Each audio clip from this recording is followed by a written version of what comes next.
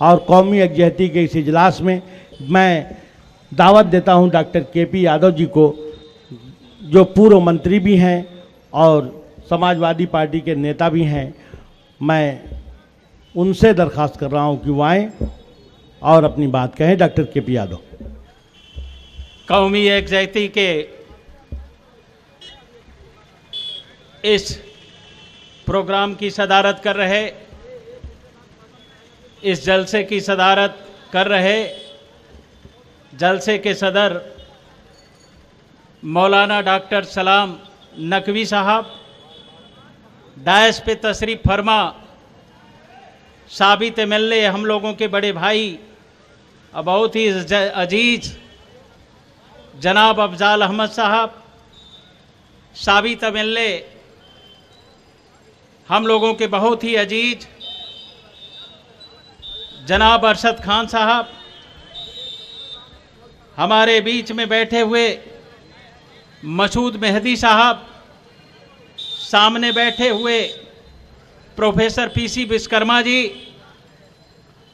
DISE पे बैठे हुए मरकजी सीरत कमेटी के, जिनके जानिब से ये कार्यक्रम आज यहाँ पर आयोजित किया गया है, मरकजी सीरत कमेटी के सदर हमारे छोटे भाई जनाब मजहर आसिफ साहब, इस जलसे के कन्वीनर जिन्होंने रात दिन एक करके इस जलसे को कामयाब बनाने में अपनी भूमिका निभाई है, भाई अनवारुल हक गुड्डू जी, हमारे बीच में बैठे हुए समाजवादी पार्टी के महासचिव भाई हिशामुद्दीन जी, साजिद अलीम साहब, लाल मोहम्मद रायनी साहब, राम दुलारे मियाँ साहब और हमारे सामने बैठे हुए हमारे साथी भाई रमेश यादव जी, डॉक्टर हसीन बबलू जी, भाई सलमान शेख साहब, सरफराज जी, जमाल भाई और तथा यहाँ पर सभी हाजी हजरत अमोजिद साथियों, हम ज़्यादा लंबी बात नहीं करेंगे। हजरत मोहम्मद सल्लल्लाहु अलैहि वसल्लम के यौम पैदाइश के दिन, जहां आज पूरा जौनपुर ही नहीं, पूरा हिंदुस्तान ही नहीं, पूरा दुनिया में लोग खुशी मना रहे हैं, एक दूसरे को मुबारकबाद दे रहे हैं, तो ऐसे अवसर पर हम सबसे पहले अपने साथियों के तरफ से जनपद के कोने कोने में जो भी जहां तक हमारी आवाज जा रही है, हम हजरत मोहम्मद सल्लल्लाहु अलैहि वसल्लम के यौम पैदाइश के अवसर पर सबको मुबारकबाद देता हूं। और मुबारकबाद देते समय मैं याद करता हूं, जिस समय हजरत साहब की पैदाइश आमद हुई थी अरब में, मक्का की सरजमी पर जब उनकी आमद हुई थी, अल्लाह ने उन्हें भेजने का काम किया था, दुनिया को मानवता का संदेश देने के लिए भेजने का काम किया था। तब उनके सामने बहुत बड़ी कठिनाइयां चुनौती बनकर के सामने खड़ी हुई। आपको मालूम होगा, आप ज्यादा बेहतर जानते हैं, लेकिन जो हमने पढ़ा है 20 अप्रैल 570 ईस्वी को जब वो अरब देश में उनकी आमद हुई और जब वो माता के गर्भ में थे, 2 महीने के थे, तभी पिता का साया उनके सर से उठ गया। और उसके बाद पैदा होने के 2 साल बाद उनकी मां अमीना जी की भी अल्लाह को प्यारी हो गई। ऐसे में उनकी परवरिश को करने का काम दाई हलीमा ने किया। और 4 वर्ष करने के बाद जब 6 वर्ष के हो गए तो अपने चाचा अब्दुल तालिब के साथ, हम इसलिए ये बात जिक्र करना चाहते हैं कि आज कोने कोने में माइक से बहुत लोग इस बात को सुन रहे हैं। अब आज देश में जो, पूरी दुनिया में जो इस्लाम के ऊपर हमला हो रहा है, इस्लाम को बदनाम करने की जो नाकाम कोशिश हो रही है, इसलिए बताना जरूरी है आज कौम पैदाइश के अवसर पर, यौम पैदाइश के अवसर पर, कि जिस समय अब्दुल तालिब के साथ सीरिया के तरह उनके चाचा सीरिया की यात्रा पर व्यापार करने के लिए निकल रहे थे,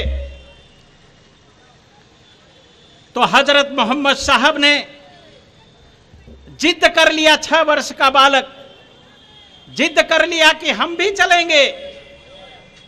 अब उस समय अब्दुल तालिब साहब, उनके चाचा, उनकी बात को टाल नहीं सके, वो अपने साथ लेकर के चल दिए। और जब साथ लेकर के आगे बढ़ते हैं और जिस समय बसरा शहर की तरफ, सीरिया के तरफ कूच करते हैं, तो बसरा के पहरे अकबा से जब गुजरने का काम करते हैं, तो एक ईसाई भिक्षु देख रहा था, जिसने पढ़ रखा था किताबों में कि आखिरी पैगंबर पूरे दुनिया में आने वाले हैं। और वो बड़े निगाह से देख रहा था कि ये जो कबीला आ रहा है, लोगों का झुंड आ रहा है, अकबा के तरफ से गुजर रहा है, और ये इसके ऊपर एक बादल का टुकड़ा साया बन करके आगे बढ़ रहा है। और उस समय जब वो बादल का टुकड़ा देखा, वो ईसाई भिक्षु जिसका नाम बहीरा था, और जब वो ईसाई भिक्षु ने देखा कि ये बादल का टुकड़ा मोहम्मद साहब के सर के ऊपर, 6 वर्ष के बालक के सर के ऊपर छाया देने के लिए साथ साथ काफिले के बढ़ रहा था, तो उसे शक हो गया और वो जान गया कि लगता है कि कोई रूहानी ताकत आ गई है, आसमानी ताकत जमीन पर उतर गई है, और इसके लिए वो आगे जाकर इंतजार करने लगता है। कहता है कि जब ये कारवां आएगा तो हम इसे भोजन कराने का काम करेंगे। और जब भोजन कराने के लिए उसने कारवां को रोकने का काम किया, और जब कारवां को रोकने का काम किया, तो वो अब्दुल तालिब के पास जाता है, चाचा के पास, कहता है ये बेटा कौन है? वो कहते हैं ये मेरा बेटा है। वो कहता है ईसाई भिक्षु बहीरा कि आपका बेटा ये नहीं हो सकता, क्योंकि इनके पिता की मृत्यु हो चुकी है। वो जान चुका था कि आखिरी पैगंबर है। और उसके बाद अब्दुल तालिब साहब ने कहा कि नहीं, ये मेरा बेटा नहीं है। इनके तो पिता अब्दुल्ला साहब 2 वर्ष, जब 2 महीने के थे पेट में, तभी इनका स्वर्गवास हो गया था। और उसने जब उनको पीठ को देखने की इच्छा जाहिर की, तो उस पर लगा था एक मोहर, और उस मोहर को देख करके वो उसको ये इत्मीनान हो गया कि यही अल्लाह के भेजे हुए अंतिम पैगंबर हैं। तो उन्होंने अब्दुल तालिब से कहा, इनके ऊपर जान का खतरा है, इन्हें आप वापस ले जाइए मक्का, और नहीं तो सीरिया पहुंचते पहुंचते हो सकता है कि इनके जिंदगी को खतरा हो जाए। और तब जाकर के उन्हें उनके चाचा ने अपने साथियों के साथ पुनः मक्का में ले जाने का काम किया। अब मक्का में गए तो समय के हालात बहुत बिगड़े हुए थे। बेटियों को दफन किया जा रहा था, और बेटियों को दफन एक दूसरे के खून के प्यासे थे। और तमाम कुरैश समाज के लोग जो कि शराब पीते थे, और वहां पर 365 मूर्तियां काबा में स्थापित की गई थी, और हर दिन एक मूर्ति की पूजा की जाती थी।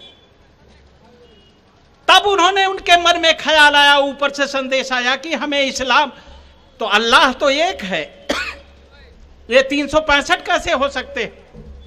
और जब इसकी मुहिम छेड़ा, तो जैसे आज हिंदुस्तान की हालत है कि अगर सच बात बताने के लिए आगे बढ़िए तो आज कुछ फिरका परस्त ताकते हैं जो हिंदुस्तान में आपको राष्ट्रद्रोही, देशद्रोही घोषित करने का काम करती है। उसी प्रकार से जब हजरत मोहम्मद सल्लल्लाहु अलैहि वसल्लम जब उन्होंने कहा कि अल्लाह तो एक है, तो वहां पर बहुत बड़ा बवाल खड़ा हो गया। और लोग इनके खून के प्यासे हो गए।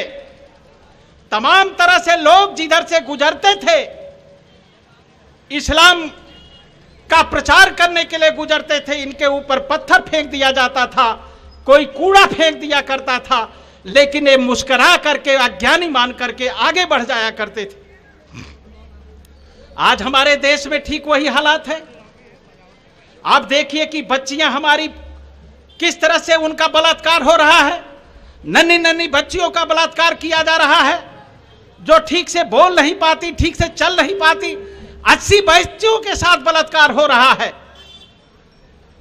तब मैं ये कहना चाहता हूं कि आज हमारा देश एक वैचारिक बारूद के ऊपर टिका हुआ है, और एक वैचारिक बारूद कभी ज्वालामुखी बनकर के हमारे देश को तबाह कर सकता है। इसलिए कौमी एकजुटता के साथ बैठे हुए लोगों की जिम्मेदारी बन जाती है कि हम आए, हिंदू मुस्लिम सिख ईसाई को एक साथ जोड़ करके आगे बढ़ने का काम करें। जो हजरत मोहम्मद साहब ने जो पैगाम दुनिया को दिया, उस पैगाम को अगर हम पहुंचा दें तो आप ये मान लीजिएगा, अगर उस पैगाम को आप लोगों तक पहुंचाने का काम कर दें तो इस्लाम के ऊपर जो हमला हो रहा है पूरे दुनिया में बंद हो जाएगा। क्योंकि हजरत मोहम्मद साहब सल्लल्लाहु अलैहि वसल्लम वो कभी भी किसी भी इंसान के हाथ में पत्थर थमाने का काम नहीं किए, और कभी किसी के हाथ में खंजर थमाने का काम नहीं किए, किसी के हाथ में गोला बारूद थमाने का काम नहीं किए। अगर उन्होंने कुछ थमाने का काम किया, इंसान के जहन में डालने का काम किया, तो भाईचारा और मोहब्बत का पैगाम देने का काम किया था। लेकिन ऐसे इस्लाम पर आज हमला करके कुछ फिरका परस्त ताकते हम लोगों को ऊपर प्रश्नवाचक चिन्ह लगा करके हिंदू मुसलमान को बांटने की नापाक साजिश कर रही हैं। इसलिए जौनपुर के इस जमदग्नि ऋषि के धरती पर, परम पावन इस धरती पर, आदि गंगा गोमती के तट पर बसी हुई धरती के लोगों, आपको तो हम प्रणाम करते हैं, आपको सलाम करते हैं, आपको नमस्कार करते हैं कि आपने कभी भी इन फिरका परस्त ताकतों की मंसूबों को कामयाब नहीं होने दिया। हमेशा इनके मंसूबों पर पानी फेरने का काम किया है। क्योंकि नबी तो सबके थे, जितना आपके थे उतना हमारे थे, जितना आपके थे उतना हमारे थे। इसलिए इनके शान में एक मैं शेर कहना चाहता हूं कि मोहब्बत के बिना अपना गुजारा हो नहीं सकता, मोहब्बत के बिना अपना गुजारा हो नहीं सकता, नबी के बिन नजारों का नजारा हो नहीं सकता।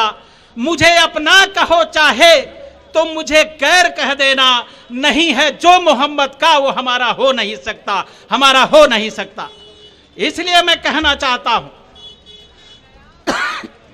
आइए, आज देश इस्लाम का नाम नेकी है, इस्लाम का नाम परोपकार है, इस्लाम का नाम मानवता है, इस्लाम का नाम भूखे को रोटी खिलाने का, इस्लाम का नाम अंधे को सहारा देने का, इस्लाम का नाम अपाहिज को सहारा देने का नाम इस्लाम है, गरीबों का सहारा बनने का नाम इस्लाम है। इस्लाम का नाम ये नहीं है, न तो इस्लाम ने कभी इजाजत दिया है। इस्लाम कभी नस्लवाद को, कभी आतंकवाद को, कभी भी फिरका परस्त ताकतों में का कभी भी साथ देने का काम इस्लाम नहीं देता है। और इस्लाम में किंतु परंतु लेकिन अगर मगर का कोई स्थान नहीं है। इस्लाम तो बिल्कुल पानी की तरह साफ है। इसलिए इसे बदनाम करने की जो कोशिश हो रही है दुनिया में, इसे बदनाम करने की कोशिश हो रही है। आज हिंदुस्तान में कुछ जो सत्ता में ताकतें बैठ गई हैं, वो ताकतें वो अपने राजनीति की रोटी सेकने के लिए कभी भी किसी मुसलमान को देखते हैं तो वो चर्चा कर देते हैं, आतंकवाद से जोड़ देते हैं। तब मैं कहना चाहता हूं कि मुसलमान कभी आतंकवादी हो नहीं सकता, और जो आतंकवादी है वो मुसलमान नहीं हो सकता। इसलिए मैं आप लोगों से अपील करना चाहता हूं कि कौमी एकजुटता के अवसर पर आइए हम सब मिलकर के हिंदुस्तान बनाएं, अपने जनपद जौनपुर को सजाएं, जौनपुर की कौमी एकजाती का जो हमारा ये बहुत बड़ी थाती है, इसको संभाल करके रखे। और मैं तो मुबारकबाद देना चाहता हूं अपने मरकजी सीरत कमेटी के भाई मजहर आसिफ साहब और इनके तमाम साथी जो कमेटी में हैं, महासचिव से लेकर के अन्य साथी, चाहे इसके कन्वीनर हैं, ये सबको मैं इनको बहुत बहुत मुबारकबाद देना चाहता हूं। आज आपने ये कौमी एकजाती की यहाँ पर कार्यक्रम रख करके, जहाँ पर हम एक तरफ खुशियाँ मना रहे हैं, वहीं संदेश देने का भी काम कर रहे हैं। इसलिए हम एक बात कहना चाहते हैं, आज हिंदुस्तान में आप जानते हैं, अगर हमारा कोई भाई, हमारे बीच का बैठा हुआ भाई अगर छोटी सी गलती कर दे तो उसको बड़ी गलती बना करके देश में पेश किया जाता है और उसको कहीं ना कहीं टीवी चैनल और अखबार का मुद्दा बना करके हिंदू मुसलमान में पूरे देश को बांट दिया जाता है। तब मैं कहना चाहता हूं, अपने साथियों के तरफ से कहना चाहता हूं कि हम नगमे महार सुना दे तो जुर्म है, हम नगमे महार सुना दे तो जुर्म है, सोए हुए चमन को जगा दे तो जुर्म है, वो आसिया में आग लगा दे तो कुछ नहीं, और अगर हम कफस को जला दे तो जुर्म है। अगर हम छोटी गलती कर दें तो उसे बड़ी गलती के रूप में पेश कर दिया जाता है, और वो गोधरा जैसी कांड कर दें, मुजफ्फरनगर जैसी कांड कर दें, मलियाना जैसी घटना कर दे, पूरे देश में आग लगा दे, वो जो है कि पूरे देश का नाम बदल डाले, लेकिन उनकी कोई गलती नहीं। वो जो भी काम कर रहे हैं वो अपने लिए कर रहे हैं, अपनी राजनीति के लिए कर रहे हैं, देश से उनका कोई लेना देना नहीं। लेकिन अगर हमारा साथी अगर भूल चूक से भी उससे कोई गलती हो जाती है तो उससे बहुत बड़ा आतंकवादी दिखा करके पूरे दुनिया में परोसा जाता है, देश में परोसा जाता है। तब इस प्रकार से इस कौमी एकजाती का जो है कि संदेश देना बहुत ही मुनासिब होगा कि आइए हम सब मिलकर के ऐसी ताकतों के खिलाफ एकजुट होकर के, लामबंद होकर के हम इन ताकतों का मुकाबला करें, और मुकाबला करके जो अभी अरशद खान साहब ने बताया है, इस मुकाबले में हम सबको जोड़ें और जोड़ करके ऐसी ताकतों का सफाया भी हिंदुस्तान से, जो कि कुर्सियों पे बैठे हुए हैं, इनका सफाया भी करने का काम हम ही लोगों को करना है, जिससे हिंदुस्तान को बचाया जाए, जिससे हमारी भाईचारा को बचाया जाए, हम लोगों को बचाया जाए, देश के अमन चैन को बचाया जाए। इसको बचाने के लिए भी हमें संकल्प लेने की जरूरत है आज इस पाक दिन पर। इसलिए मैं ये कहना चाहता हूं, अंत में एक बात कह करके मैं अपनी बात को समाप्त करूंगा कि सबक तुमने, हजरत साहब के लिए ये लाइन खास तौर से पेश है कि सबक तुमने मोहब्बत का हर एक इंसान को सिखलाया, सबक तुमने मोहब्बत का हर एक इंसान को सिखलाया, मुकद्दस रास्ता देकर दीन दुनिया में फैलाया, मुकद्दस रास्ता देकर दीन दुनिया में फैलाया। तुम्ही सागर तुम्ही दरिया, तुम्ही सागर तुम्ही दरिया, तुम्ही कश्ती, तुम्ही मल्लाह, रसूल अल्लाह रसूल अल्लाह रसूल अल्लाह रसूल अल्लाह। इसी अल्फाज के साथ हम सभी को बधाई देते हैं, और जिन्होंने आयोजन किया है उनको भी बधाई देते हैं। बहुत बहुत मुबारक हो। बहुत बहुत शुक्रिया। आप समाप्त कर रहे थे डॉक्टर केपी यादव को।